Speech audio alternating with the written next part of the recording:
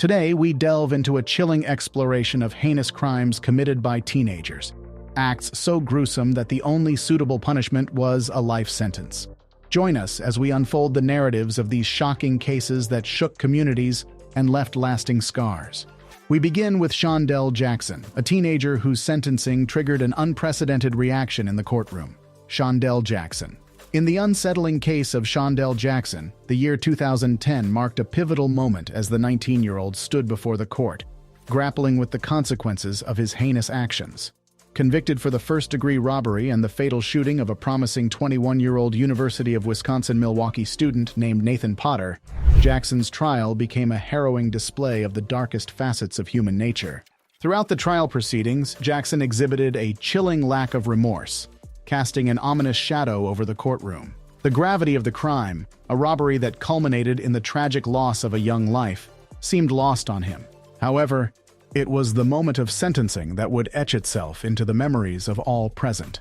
As the judge declared a life sentence for Jackson, a sentence befitting the severity of his actions, the courtroom was thrust into chaos.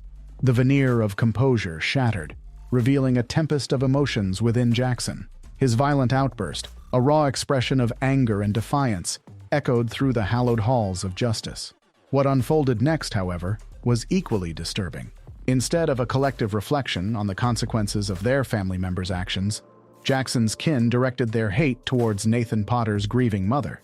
This shocking act laid bare the deep scars left by the crime, not only on Nathan's family but also on Jackson's own.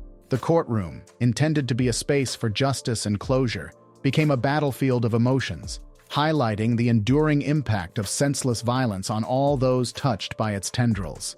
The aftermath of Shondell Jackson's sentencing served as a stark reminder. See how evil Shondell is in court, looking at us, swearing at us, and smiling.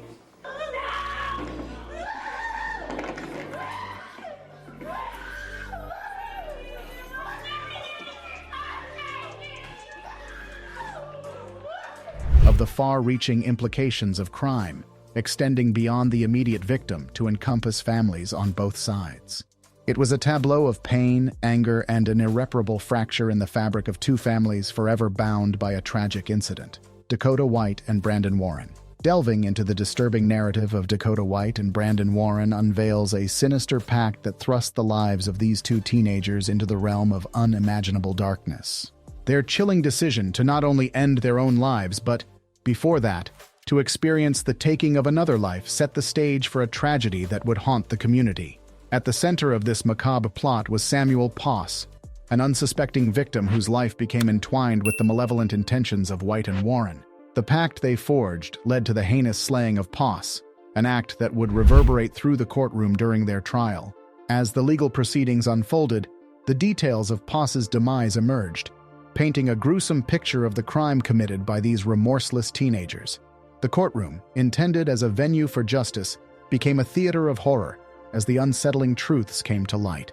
What added another layer of complexity to this dark tale was the courtroom drama that ensued.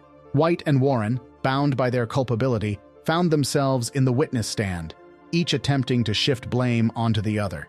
The trial became a tense battleground where the quest for accountability clashed with the desperate maneuvers of the accused. Ultimately, the verdict handed down was a life sentence for both Dakota White and Brandon Warren. The courtroom, a stage for justice, had witnessed not only the gravity of their actions, but also the twisted dynamics of their attempt to evade responsibility. The story of Poss's tragic demise unfolded as a stark reminder of the profound consequences that arise when sinister pacts intersect with the fragility of human life. Dylan Shoemaker. In a poignant courtroom scene, 17-year-old Dylan Shoemaker, a Springfield teenager, tearfully addressed his 19-year-old girlfriend in Buffalo, expressing remorse for the fatal beating of her 23-month-old son, Austin. Despite Shoemaker's emotional apology, the jury, echoing State Supreme Court Justice William M. Bowler, remained unconvinced. Shoemaker received a severe sentence of 25 years to life in prison for the second-degree conviction, the judge emphasizing the gravity of his actions. Testifying during the trial, Shoemaker revealed using a pillow to stop Austin from crying and waking his baby brother, leading to a tragic attack on March 19th while babysitting. The judge, labeling Shoemaker a manipulator and deceiver, scrutinized his behavior, and cited a phone conversation where he believed crying would sway the jury.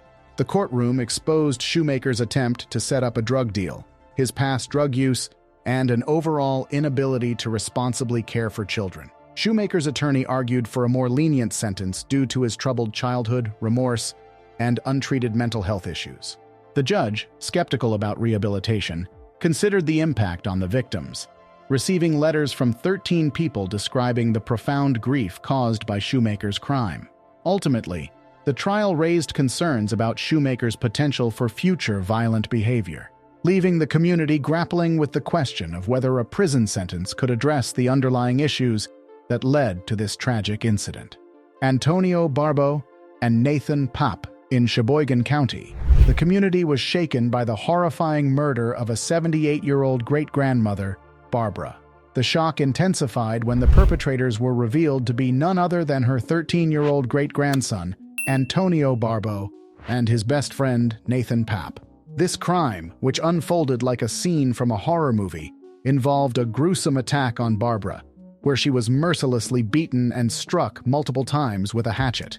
The chilling narrative continued as the teenagers discussed their sinister plan to rob Antonio's great-grandmother. The duo, armed with a hatchet and a hammer, snuck into Barbara's garage, intending to surprise her through the kitchen door. Despite Barbara's attempts to extend hospitality by inviting them in, the situation took a dark turn. Antonio and Nathan brutally assaulted Barbara, using the hatchet to strike her head. The aftermath of the heinous attack saw the two boys attempting to move her blood-soaked body to a car in the garage. Faced with the difficulty of the task, they callously decided to leave Barbara's lifeless body in the garage, leaving a trail of blood.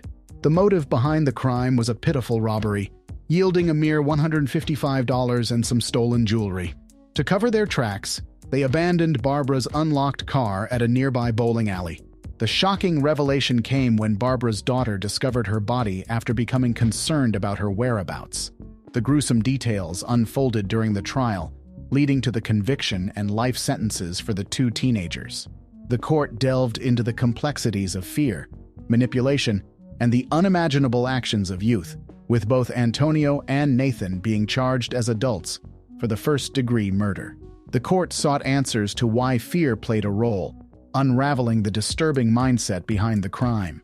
As we conclude this exploration into the unsettling world of teenage crimes and their repercussions, we invite you to subscribe to our channel for more gripping narratives and insights into the human condition.